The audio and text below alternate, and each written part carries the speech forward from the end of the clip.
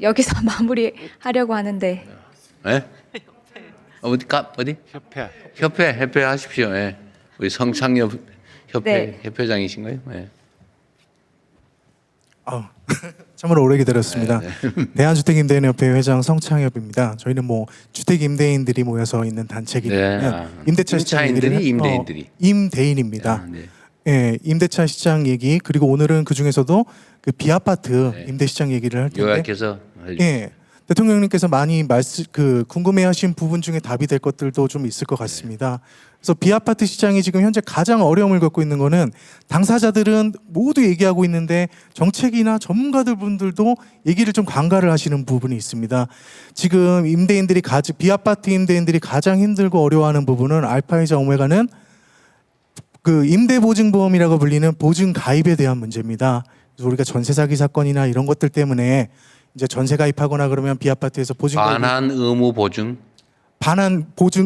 보증보험이라고 이제 불리는 그러니까 반환 의무를 그렇죠. 보증하는 예. 거 얘기하는 거죠. 이제 전세 계약이나 반전세 계약 하려다 보면 비아파트에선 보증보험 가입하는 게 뉴노멀이 됐습니다. 근데 이 비아파트의 보증 가입 기준이 공시가격을 기준으로 하다 보니까 공시가격이 아무래도 아파트보다 훨씬 이제 시세가 낮게 형성돼 있는데 그 보증 가입 기준이 너무 시세와 동떨어지게 낮았는데 이게 1년에 보증금 위반한 사건들이 이어지니까 원희룡 장관님 계실 때도 그렇고 그걸 너무 단기간에 과도히 강화를 해서 지금 10년 전 전세값을 받아도 보증 가입이 안 되는 상황들이 벌어지고 있습니다. 보증률이 너무 낮아서 예. 실효성이 없다. 그렇죠. 그러다 보니까 월세 계약을 전세 계약은 사실상 불가능하다 보니까 이 공급에도 그 영향을 끼치는 겁니다. 대통령님께서 좀 전에 아까 그러면 물어보셨듯이 그 임대에 안 들어올라 그런다. 예를 들면 5천만 원 또는 뭐 1억 이렇게 임대 보증을 받아야 되는데 예. 보증 인가 기준이 너무 낮으니까 5천만 원 이상 안 해줘서 또 보증을 못 받는다. 그렇죠. 아니면 5천만 원에 대해서만 받을 수 있으니까 세입자가 안 들어온다. 그렇죠. 보증금액 그럴 경우에 그 집은 어떻게 됩니까? 예? 이거 있습니까? 결국에는 이제 뭐 월세화를 시켜야 될 텐데 월세화든지 자본금이 어느 정도 더 싸게 임대하든지 하게 되겠죠. 그렇죠. 근데 기존에 이제 전세 임차인이 그렇다고 그 집이 있는 비어 경우가 있지는 않죠. 그 전에 이미 전세 임차인이 있는 경우들이 좀 문제입니다.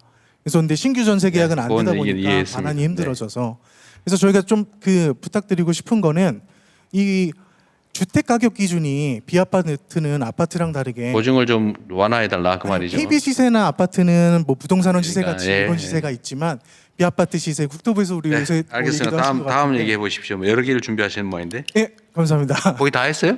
하나만. 네, 더 있잖아요. 이 보증이라는 것을 지금은 가입 기준 가지고 그걸 넘으면 전액을 보증해주고 가입 기준이 안 되면 아예 보증을 못 아예 안 받고 해주는데. 이런 기준인데. 부분적으로 대주라. 예, 그러다 보니 임차인분들도 그 주거 사각지대가 좀 확대가 되는 부작용도 있고 전액 보증되다 보니까 도덕적 해이가 발생할 수 있는 네. 문제도 있고 해서 이거를 허용 가입 범위 내라면 부분적으로 보증하는 게 없는 모양인데 그걸 해달라. 그렇죠. 네, 알겠습니다. 문턱은 낮추되 그건 보증 일리 대상 있는 금액을 합리적으로 조정하는 이런 것들을 좀 네. 부탁드리고 싶습니다. 알겠습니다. 그건 뭐 감사합니다. 일리 있는 지적인 것 같네요. 네. 말씀 안 하셨으면 억울했을 것 같네요. 그 시간 관계상 오늘 현장에서 미처 다 말씀하시지 못한 내용은 부동산 토론회.kr 저희가 온라인 소통 창구를 통해서 계속해서 수렴할 예정이니까 협조 참고 부탁드리고요. 온라인으로 뭐 또 얘기 들어봅시다. 뭐 자주 있는 기회도 아닌데 우리 KBS에서 좀 힘들긴 하겠지만. 네. 네. 그렇다면 스타트업은 뭔 관계인지 모르겠는데 한번 해보시죠. 저 공유주거 스타트업을 운영하고 있는 조강태라고 합니다. 아 그래요? 네네, 아까 말씀 주셨던 기업형 민간임대 공유주거, 네네. 예, 영역이 있고요. 아까 말씀 주셨던 것들 중에 수요가 있겠느냐 물어보셨는데 수요도 충분하고 현장에서 느끼기에는 그리고 공급할 수 있는 토지도 충분히 있습니다. 그리고 자본도 충분히 준비가 돼 있거든요. 네. 근데 오히려 문제는 제도적인 문제들이 좀 있습니다. 그러니까 수요적인 측면을 먼저 말씀을 드리면 아시는 것처럼 죄송합니다. 너무 급하게 일어나서. 그러니까 서울에 있는 청년 중에 한 80%는 임대를 살아야 되잖아요. 그런데 그 80%에 대해서 그 수요를 공공주택이나 사회주택으로 다 채우면 좋지만 그게 세계적으로도 그걸 다 채워낸 사례가 많이 없습니다. 그래서 어느 정도는 민간임대주택이 같이 채워주는 필요가 있습니다. 근데 민간임대주택 같은 경우는 시장에 이게 분양을 하지 않을 경우에는 시장 교란도 없고 그리고 영구적으로 재고를 쌓을 수도 있습니다.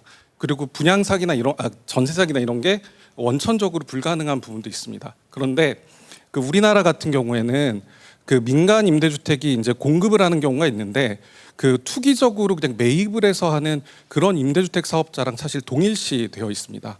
그래서 투기적인 그 요소를 막기 위해서 규제를 하게 되면은 공급을 하려는 그 공급 자체도 줄어들게 됩니다. 네. 그런데 만약 여기서 그 제도나 세제 그리고 그 금융을 고쳐주신다면은 제가 현장에서 느끼기에는 3년 안에 2만 호 정도 이상은 충분히 착공이 가능합니다. 그래서 이런 것들이 기여할 수 있는 길을 좀 네. 만들어 주시길 부탁드립니다. 네.